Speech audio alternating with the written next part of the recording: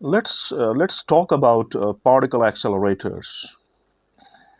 Uh, they are powerful scientific instruments, and they are designed to accelerate the charged particles like protons, electrons, to extremely high speeds and high energies. They operate based on the principles of electromagnetism and use electromagnetic fields to accelerate and control the particle's motion. So let us explore the working and the principle of these particle accelerators.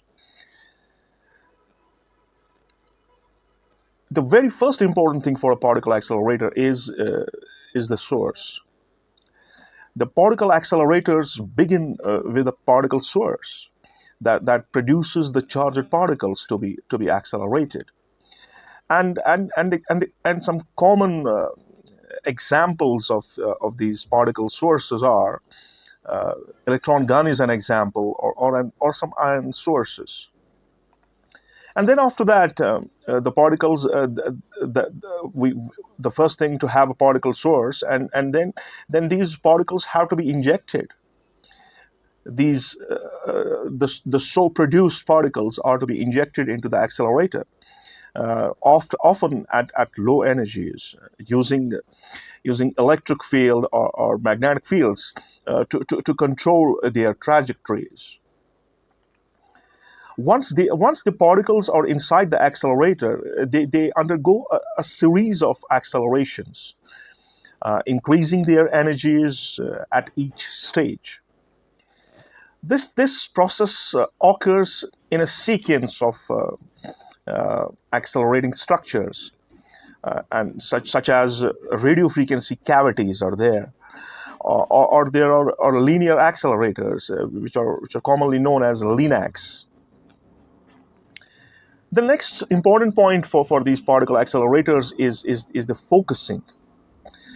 The particle beams must be precisely focused and directed along their intended path.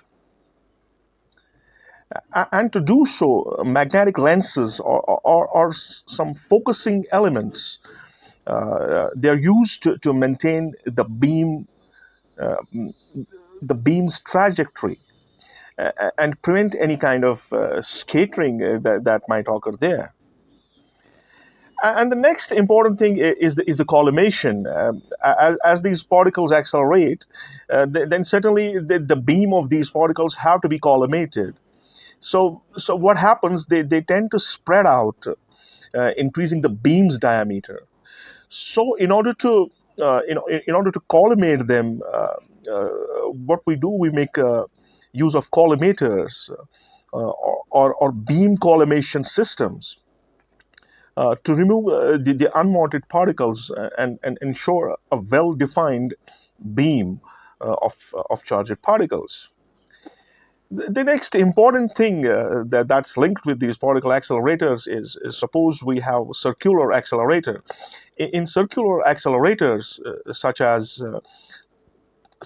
synchrotrons, the charged particles are circulated in closed paths, traveling through magnetic fields, and that steer them along the circular trajectory.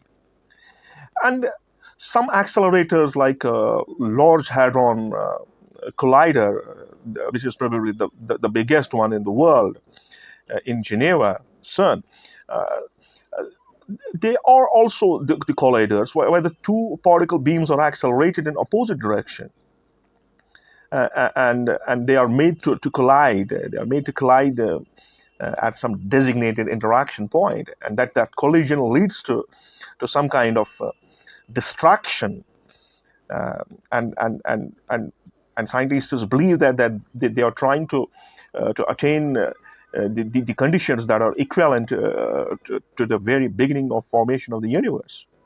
And the next important parameter for these particle accelerators are the detectors. So particle detectors are placed at collision points, uh, to measure the product of the particle collisions. And these detectors provide valuable information about the particle properties and their interactions. Now the question is that what are the fundamental principles involved in these particle accelerators? The principle of particle accelerator is based on electromagnetic interaction between the charged particles and electric or magnetic fields. Now we are aware about the very fundamental things like Coulomb's law. Now this Coulomb's law is what the charged particles they experience electromagnetic force due to their electric charges. Now oppositely charged particles attract while like charged particles repel each other. And another important parameter that is used in the design of these particle accelerators is the magnetic fields. So magnetic fields are created by magnets and they are able to bend the trajectories of the charged particles, and they can steer the particles along some circular trajectory, or focus the particle beam in a linear accelerator. So the very first thing that's there that involves as a basic principle of particle accelerator is the Coulomb's law itself, uh, that defines the force between the like and unlike charges, and then magnetic field, of course, it plays a vital role in focusing the beam of the charged particles, and electric field can they can accelerate, as we know that charged particles can be accelerated when applied variable electric fields. So that's the case here, that these electric fields can accelerate charged particles when they pass through accelerating structures, like radio frequency cavities. The electric field impact, it certainly impacts energy to the particle. It doesn't impact it uh, I should say, the electric field imparts energy to the particles, and increasing their speeds and energy. Certainly, the law of conservation of energy plays a vital role in accelerators. The energy gained by the particles comes at the expense of the other forms of energies, such as radio frequency power in RF cavities, or electrical power for accelerator systems. And lost, but not the least, the conservation of momentum, which is another important parameter of this system, and that is the magnetic field bends the path of these charged particles while preserving their momentum. So this ensures that the particles remain within accelerators confines. Uh, to be precise, these particle accelerators are really vital tools in various fields of science. And these fields include the particle physics, they include the material science, nuclear physics, and mostly in medicine, where these particle accelerators are used for the treatment of cancers, for developing the tumors.